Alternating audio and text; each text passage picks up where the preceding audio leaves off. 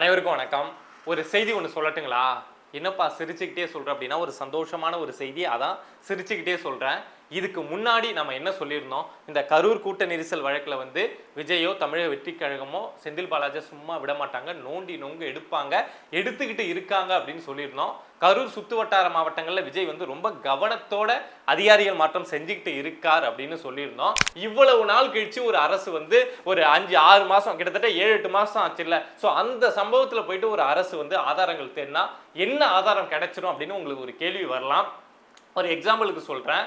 அந்த கரூர் அரசு மருத்துவமனையில் போஸ்ட்மார்ட்டம் பண்ணக்கூடிய அந்த டேபிள் இருக்குல்ல, அந்த டேபிள் வந்து 2 தான் இருந்தது அப்படின்னு ஒரு அமைச்சர் சொன்னார். இல்லை 8 இருந்தது அப்படின்னு இன்னொரு அமைச்சர் சொன்னார். ஸோ அந்த விஷயத்த அப்போ தமிழக வெற்றி கழகத்தால் கண்டுபிடிக்க முடியுமா, வெரிஃபை பண்ண முடியுமா அப்படின்னா முடியாது. ஆனால் இப்போ தமிழக வெற்றி கழகத்தால் கண்டுபிடிக்க முடியும். அந்த சம்பவம் நடந்த அன்னைக்கு அந்த மருத்துவமனையில் எத்தனை போஸ்ட்மார்ட்டம் டேபிள் இருந்தது அப்படிங்கிறத இப்போ ஒரு அரசா தமிழக வெற்றி கழகம் ரொம்ப ஈஸியாக கண்டுபிடிச்சிருவாங்க. அப்போ எல்லாரும் என்ன கேள்வி கேட்டோம், எப்படிங்க ஒரே இரவுல 41 பேருக்கு போஸ்ட்மார்ட்டம் பண்ண முடியும் ஒரு அரசு மருத்துவமனையில, எங்க இருந்துங்க இத்தனை மருத்துவர்கள் வந்தாங்க அப்படிங்கிற கேள்வியெல்லாம் கேட்டோம்.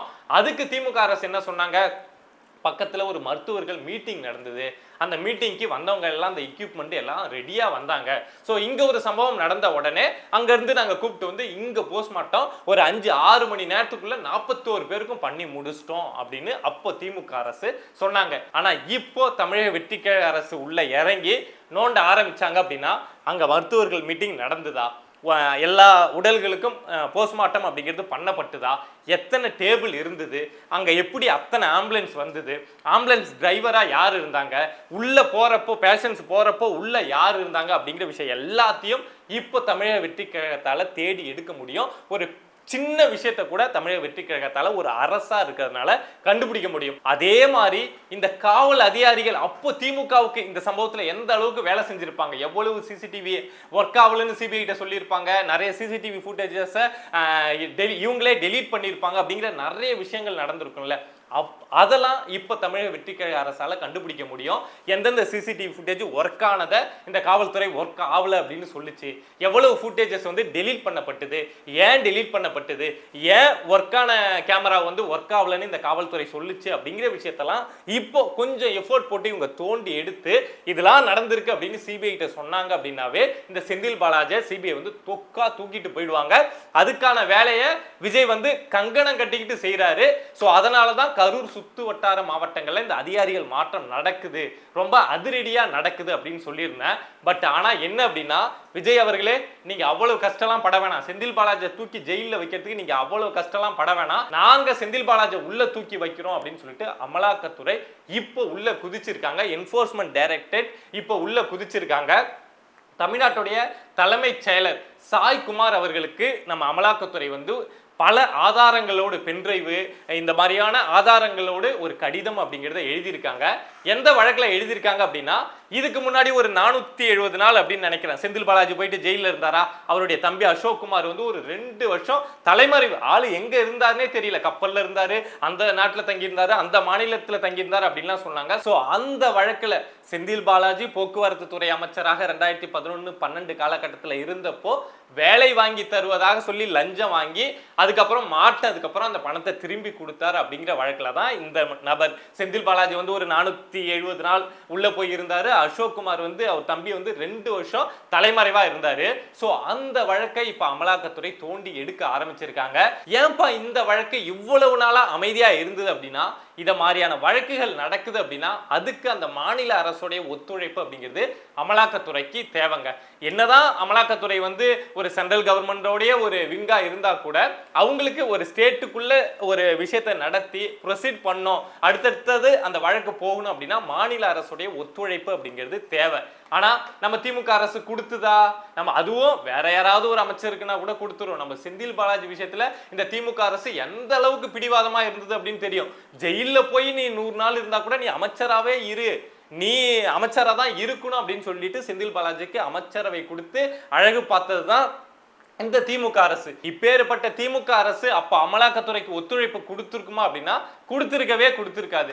அப்படி இருக்கப்போ அமலாக்கத்துறையால அடுத்தடுத்து இந்த வழக்கை வந்து மூவ் பண்ணி கொண்டு போய் செந்தில் பாலாஜி திரும்ப சிறையில அடைக்கிறது அப்படிங்கிறது ரொம்ப ஒரு சட்ட ரீதியாவே அவங்களுக்கு வந்து ஒரு பெரிய பிரச்சனையா இருந்திருக்கும். ஸோ திமுக ஆட்சியில் இருந்த வரைக்கும் செந்தில் பாலாஜி ஒரு அவுத்து விட்ட பறவை மாதிரி குற்றம் செஞ்சிருக்காரு அப்படின்னு அமலாக்கத்துறைக்கும் தெரியும், மக்களுக்கும் தெரியும், நீதிமன்றத்துக்கும் தெரியும். ஆனாலும் செந்தில் பாலாஜி வெளியில ரொம்ப ஜாலியா சுத்திட்டு இருந்தாரு.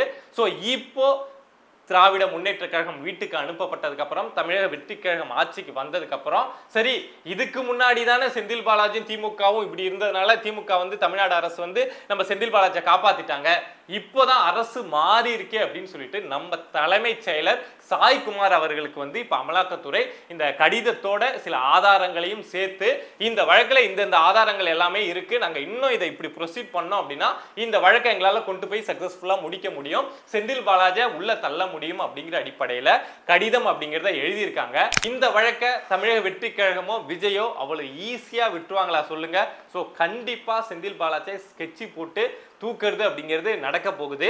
கரூர் வழக்கில் எப்ப தூக்குவாங்க, சிபிஐக்கு என்னென்ன ஆதாரங்கள் கொடுக்கப்படும் அப்படிங்கிறத நம்ம பொறுத்திருந்து பார்க்கணும். ஆனா அதுக்கு முன்னாடியே கூடிய இந்த வழக்கு கிட்டத்தட்ட செந்தில் பாலாஜி கழுத்தை நெரிச்சு நின்ன வழக்கு நமக்கு தெரியும். போக்குவரத்து துறையில ஒரு லஞ்சம் வாங்கினது அப்படிங்கிறது, அதனாலதான் ஒரு 1.5 வருஷம் ஜெயிலில் இருந்தாரு. பட் இப்போ திரும்ப அந்த வழக்கு அமலாக்கத்துறை வந்து ரொம்ப ஸ்பீட் பண்ணியிருக்காங்க. தமிழ்நாட்டோட அரசுடைய ஒத்துழைப்பும் அவங்களுக்கு கிடைக்கும் அப்படிங்கிறப்போ செந்தில் பாலாஜி கூடிய சீக்கிரம் நம்ம சிறையில பார்க்கலாம். ஸோ என்ன பண்றாங்க தமிழக வெற்றி கழக அரசு, இதுல எப்படி அவங்களுடைய கோபத்தை காட்டுறாங்க, மக்களுடைய எண்ணத்தை இவங்க பிரதிபலிக்கணும் அப்படின்னு நினைச்சா கூட செந்தில் பாலாஜி உள்ள தள்ளணும் அப்படிங்கிறது தான் மக்களுடைய எண்ணமா இருக்கு. பட் அதை செய்யறாங்களா அப்படின்னு பொறுத்திருந்து பார்ப்போம். ஆனா நாம கேள்விப்படுற வரைக்கும் என்ன சொல்றாங்க அப்படின்னா, கூடிய சீக்கிரம் செந்தில் பாலாஜி சிறைக்கு அனுப்பப்படுவார் அப்படின்னு சொல்றாங்க. ஸோ பொறுத்திருந்து பார்ப்போம். அதே மாதிரி தமிழக வெற்றி கழக அரசு வந்து பொறுப்பேற்று இன்னும் ரொம்ப நாளா இல்லை, ஒரு 10 நாள் கிட்ட தான் ஆயிருக்கு. ஸோ அதுக்குள்ள அவங்க மேல விமர்சனங்களை வாரி இறைக்கலாமா அப்படின்னா இறைக்க கூடாது. சில விஷயங்களை நம்ம வெயிட் பண்ணி என்ன பண்றாங்க அப்படின்னு பொறுத்திருந்து அவங்க மேல விமர்சனம் அப்படிங்கிறத வைக்கலாம்.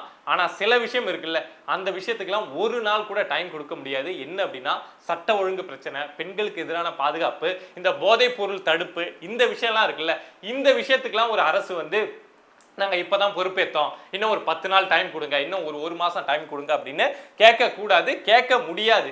ஏன் அப்படின்னா இவங்க ஆட்சிக்கு வந்த முதல் நாளே இவங்க நினைச்சாங்க அப்படின்னா இவங்களால தடுக்க முடியும். நல்ல அதிகாரிகள் கிட்ட நல்ல உத்தரவை போட்டாங்கன்னா இதை உடனடியாக நீங்கள் என்ன பண்ணுவீங்களோ தடுக்கணும் அப்படின்னு ஒரு ஸ்பெஷல் டீமை ஃபார்ம் பண்ணாங்க அப்படின்னா அந்த ஸ்பெஷல் டீமால தடுக்க முடியும். பட் அந்த விஷயத்தை தமிழக வெற்றி கழக அரசு இந்த 10 நாள்ல செஞ்சிருக்காங்களா அப்படின்னு நம்ம பார்க்குறப்போ செய்யல, தோத்து போயிருக்காங்க அப்படின்னு தெரியுது. ஏன் அப்படின்னா இவங்க ஆட்சிக்கு வந்த இந்த 10 நாள்ல மட்டும் கொடூரமான கொலைகள், வெளியில தெரிஞ்ச வைரலான கொடூரமா கொலை செய்யப்பட்ட, போதையால் கொலை செய்யப்பட்ட கொலைகள் மட்டும் இந்த 10 நாளுக்குள்ள 20க்கும் மேற்பட்ட கொலைகள் நடந்திருக்கு அப்படின்னு சொல்றாங்க. நிறைய இடங்கள்ல அந்த போதைப் பொருள் நடமாட்டம் அப்படிங்கிறது திமுக ஆட்சியில எப்படி இருந்ததோ அதே அளவுக்கு இப்பவும் இருக்கு. ஒரு பக்கம் தமிழக வெற்றி கழகம் வந்து டாஸ்மார்க்கை மூடி இருக்காங்க, ஆனா இன்னொரு பக்கம் இந்த போதைப் பொருள் நடமாட்டம் அப்படிங்கிறது அப்படியே இருக்கு. கஞ்சா எப்படி கிடைச்சதோ திமுக ஆட்சியில அதே மாதிரி கிடைச்சிட்டு இருக்கு. திமுக ஆட்சியில எந்த அளவுக்கு குற்ற சம்பவங்கள் நடந்ததோ அது இங்க திரும்ப நடக்குது. திமுக ஆட்சியில பெண்களுக்கு எதிராக எந்த அளவுக்கு பிரச்சனை நடந்ததோ அதுவும் இங்க நடக்குது அப்படிங்கிற குற்றச்சாட்டு தமிழக வெற்றி கழக அரசு மேல வைக்கப்படுது. ஸோ உடனடியா இதை அவங்க சரி செஞ்சுக்க வேண்டியது அப்படிங்கிறது அவசியம்.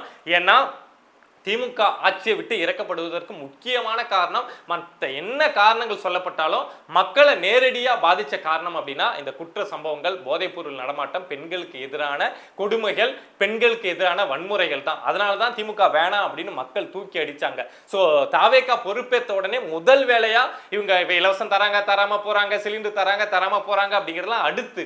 ஆனா முதல் வேலையா இவங்க செய்ய வேண்டியது அப்படிங்கிறது இந்த குற்ற சம்பவங்களை, சட்ட ஒழுங்கு பிரச்சனையை சரியா கொண்டு வர வேண்டியதுதான். பட் அதை 10 நாளைக்குள்ள அவங்களால சரியா கொண்டு வர முடியல அப்படிங்கிறது 10 நாளா நம்ம பார்க்கக்கூடிய ரிப்போர்ட் சொல்லுது. பட் இனிமேலும் இதுக்கு கால தாமதம் பண்ணாம நல்ல அதிகாரிகளை நியமிச்சு உடனடியா இதை தடுத்து நிறுத்த வேண்டியது அப்படிங்கிறது விஜய் அவங்களுடைய கையில இருக்கக்கூடிய ஒரு முக்கியமான விஷயம். என்ன பண்றாங்க அப்படின்னு பொறுத்திருந்து பார்ப்போம். இதை மாதிரி நம்மளை சுத்தி நடக்கக்கூடிய விஷயங்களை நீங்க தெரிஞ்சுக்கணும் அப்படின்னு நினைச்சீங்கன்னா மறக்காம பிரபா டாக்ஸ் சேனலை சப்ஸ்கிரைப் பண்ணி சப்போர்ட் பண்ணுங்க. நன்றி.